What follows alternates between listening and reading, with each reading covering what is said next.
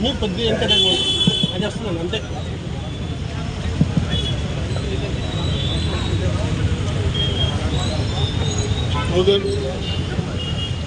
పట్టణంలో మున్సిపాలిటీలో గత 30 సంవత్సరాల క్రితం 22 కోట్లతో అందరూ కట్టి పైప్ లైన్ వేసి డ్రింకింగ్ వాటర్ సమస్య అయినా కార్పొరేషన్ దృష్టిలో పెట్టుకుని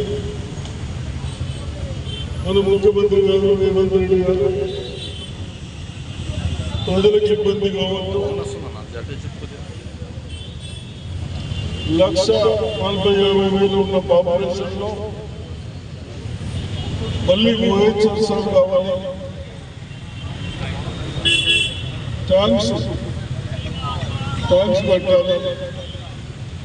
ఏదైతే మన మున్సిపాలిటీలో వాటర్ ప్రాసెస్ చేసి మనం తాగడానికి తీసుకుంటాము, మినరల్ వాటర్ లెక్క అలా ఉండాలన్న ఉద్దేశంతో దానికి కూడా డబ్బులు ఇచ్చాము.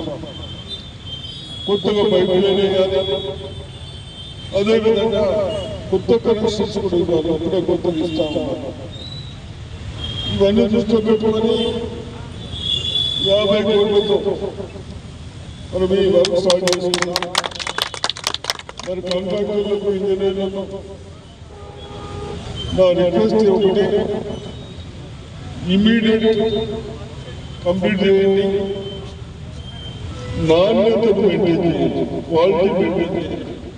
ఈ రెండు చేస్తే ప్రజలకు ఇబ్బంది కాకుండా కాలాల పట్టు రావాలి. కాబట్టి తప్పనిసరిగా ఈ విధంగా చేయాలని అదేవిధంగా